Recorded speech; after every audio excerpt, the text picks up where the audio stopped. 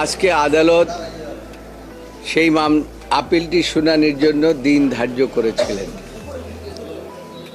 আজকে সেই আপিলটি শুনানি হয়েছে এবং সেই সাথে আমরা যে গত 3 দিন যে আর্গুমেন্ট করেছি বেগম খালেদা জিয়ার পক্ষে, সেই সমস্ত বিষয়গুলো এসেছে। তার মধ্যে মূল যে বিষয়টি এসেছে সেটা হচ্ছে যে মূল যে এফআইআরই সঠিক ছিল না। এফআইআরের মধ্যে এমন কিছু ত্রুটি ছিল যে জিনিসগুলো যদি আইনগতভাবে বিচার বিশ্লেষণ করা হতো তাহলে বেগম খালেদা জিয়া নিম্ন আদালত থেকেই খালাস পেতেন। সেই সময় সেটা করা হয় নাই। এখানে বিশেষ যে বিষয়টি বলতে চাই সেটা হচ্ছে, আপনারা জানেন 2018 সনে আমাদের নেত্রী, দেশ ও নেত্রী বেগম খালেদা জিয়া হেঁটে হেঁটে জেলখানায় গিয়েছিলেন আলিয়া মাদ্রাসার থেকে। এটাকে কোর্ট বলা যাবে না, আলিয়া মাদ্রাসা। আর সেখান থেকে স্ট্রেচারে করে তাকে নেওয়া হয়েছিল পিজি হসপিটালে, জেলখানা থেকে। আল্লাহর এমন রহমত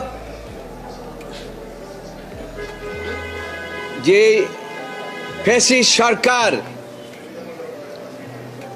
যে চেষ্টা করেছিল যে বেগম খালেদা জিয়াকে আস্তে আস্তে পৃথিবীর থেকে বিদায় করে দেবেন। একবার 1/11 সরকার চেষ্টা করেছিল দিদির থেকে দেশের বাইরে বের করে দেওয়ার জন্য, আর এই ফ্যাসিস্ট সরকার চেষ্টা করেছিল বেগম খালেদা জিয়াকে পৃথিবীর থেকে বিদায় করে দেওয়ার জন্য। কিন্তু আল্লাহর এমনই রহমত যে ফ্যাসিস্ট সরকার শেষ পর্যন্ত বাংলাদেশ থেকে পালিয়ে চলে গেছেন। আর পালিয়ে চলে যাওয়ার পরে আমরা আগে বিচার বিভাগের দ্বারে দ্বারে কান্নাকাটি করেছিলাম, সরকারের উচ্চ পর্যায়ে কান্নাকাটি করেছিলাম।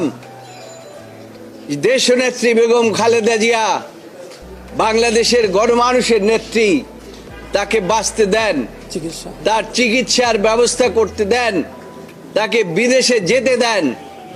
কিন্তু তৎকালীন সরকার, ফ্যাসিস্ট সরকাররা সেটা দেয়নি। কিন্তু আল্লাহর এমনই রহমত যে বেগম খালেদা জিয়া শেষ পর্যন্ত তিনি চিকিৎসার জন্য গিয়েছেন।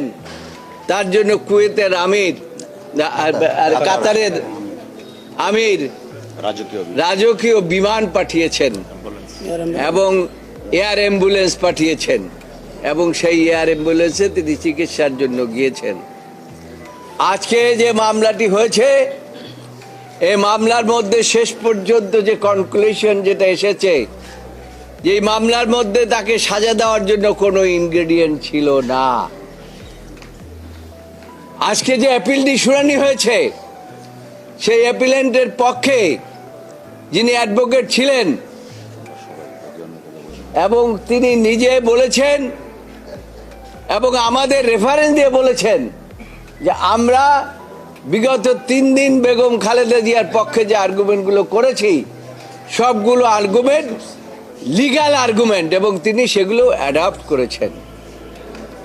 তাই আমরা আশা করি, এবং আগামীকালকে যেহেতু এই মামলার রায়ের দিন ধার্য হয়েছে, আমরা আশা করি আগামীকালকে আমাদের দেশনেত্রী, বাংলাদেশের গণমানুষের নেত্রী, 3 বারের প্রধানমন্ত্রী, এবং আশা করি আগামীতে ভবিষ্যতেও আল্লাহর রহমতে আল্লাহ তাকে যদি বাঁচিয়ে রাখবেন ইনশাআল্লাহ, এবং তিনি এই দেশের ক্ষমতায় আবার ফিরে আসবেন আল্লাহর রহমতে, এটা আমরা আশা করি।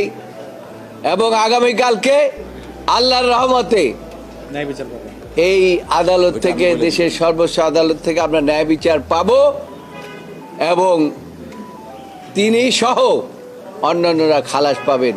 এটাই হচ্ছে আজকের এখানের আদেশ মোতাবেক আগামীকালকে জাজমেন্টের দিন ধার্য আছে।